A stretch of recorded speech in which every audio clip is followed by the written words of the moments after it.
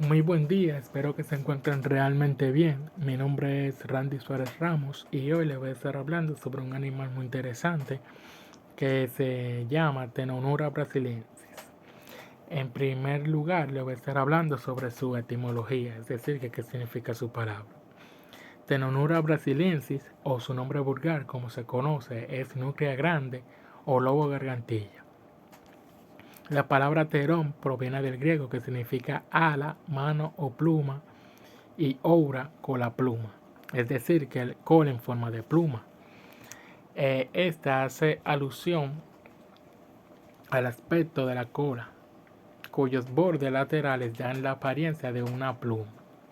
La especie brasiliensis proviene del país Brasil y ensis del latín sufijo, que significa perteneciente a. Hace referencia a que esta especie fue descrita por primera vez con un ejemplar de ese país. Específicamente, este habita en el Amazonas. Su taxonomía. El reino que pertenece a esta especie es la Animalia, el filo Chordata, subfilo Vertebrata, la clase Mammalia, el orden Carnívora, su suborden Caniformia, la familia Mustelidae, la subfamilia Lucrane y el género Tenonura, como les estaba hablando anteriormente. Sus características principales. La nutria gigante es un animal especialmente ruidoso con un complejo repertorio de vocalizaciones, es decir, que tienen distintas formas o sonidos para comunicarse. Los grupos son muy unidos y este es una especie diurna, es decir, que hace toda su actividad durante el día. Duermen, juegan, viajan, comen, se reproducen, etc. Y de noche, estos van a la madriguera que ellos crearon con sus crías, etc. hasta el otro día. Esta está adaptada a la vida acuática y a las terrestres. Viven en grupos familiares bien establecidos y defienden una porción de su área de su vida. Y son compecíficos, es decir, que solo interactúan con su misma especie. El hocico de esta especie es corto y en conjunto con el resto de la cabeza le confiere a esta un aspecto ovalado. Las orejas son pequeñas y redondas. La nariz está completamente cubierta por pelo, a excepción de la nariz. Posee además vibrasa, es decir, los pelos o bigotes, que estos son muy sensibles, la cual le permite detectar cambios en la presión del agua y la corriente, la cual le permite detectar o localizar las presas, es decir, su alimentación. Los miembros son cortos y gruesos y terminan en grandes pies calmados con garras afiladas. Posee membranas interdigitales, es decir, flexibles en sus patas, las cuales lo utilizan para maniobrar e impulsarse durante un nado lento. Y para nadar rápido, se impulsa exclusivamente con su cola. Por el hecho de estar bien adaptada a la vida acuática, puede ocluir las orejas y nariz mientras pertenece bajo la superficie. Cabe destacar que cuando ésta está en el agua, ésta saca la cabeza para respirar y también para visualizar lo que está en su alrededor, en su ambiente. Los lugares donde esta habitan suelen ser bosques húmedos tropicales, presentes en ríos de corriente lenta, arroyos, lagos y pantanos. Ocasionalmente aparecen en canales de agricultura donde existen presas grandes. Se la puede encontrar tanto en ríos, aguas negras como claras. Las dietas de, de esta especie o su alimentación, en otras palabras. La dieta exclusiva La dieta consiste exclusivamente en peces de más de 4 kilogramos por día. Sin embargo, puede alimentarse oportunamente de tortugas, caimanes, serpientes y aves.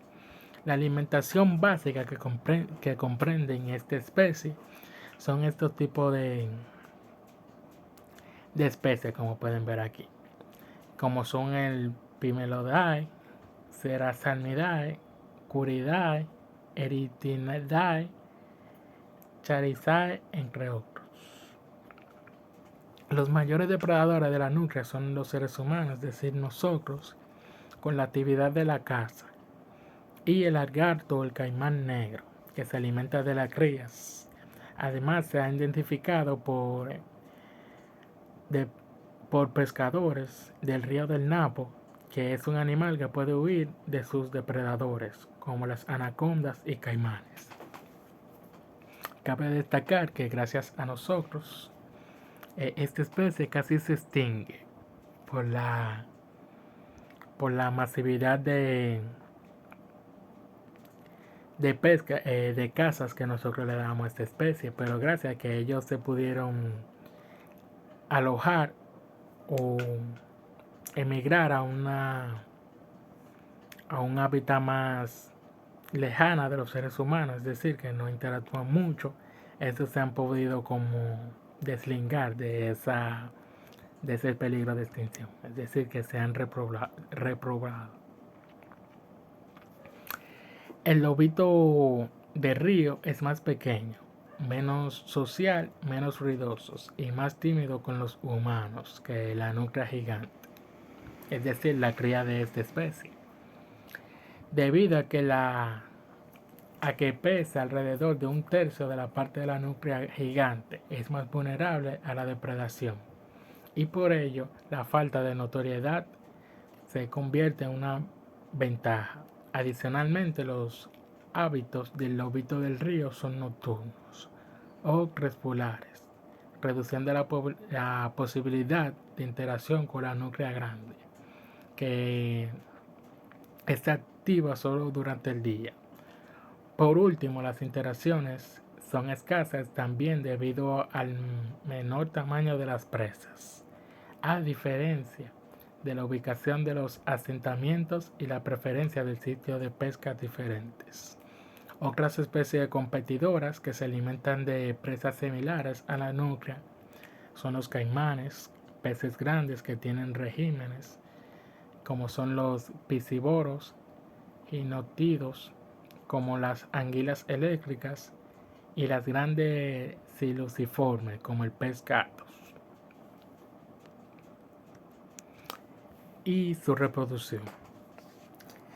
Los grupos familiares los grupos familiares se forman a partir de dos individuos, es decir, que estas son sexuales. Estas pueden alcanzar alrededor de 15 individuos. Las nutrias gigantes alcanzan su madurez sexual alrededor de 2 o 3 años. Entonces, tanto el macho como la hembra se separan paulatinamente del grupo natal, es decir, de la conspecíficos, es decir, que es la manada, para convertirse en nómadas solitarios o dispersos, es decir, que éstas se separan de la manada y recorren alrededor de 148 a 160 kilómetros en busca de un lugar propífero. Es decir, que cuando dos especies se van a separar, estas se separan de la manada para crear su propia manada.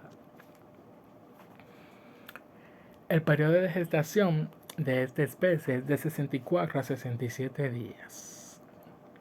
Menciona que la época de crianza de las nutrias son dos, que una de ellas es entre marzo y mayo y la otra en verano entre septiembre y noviembre.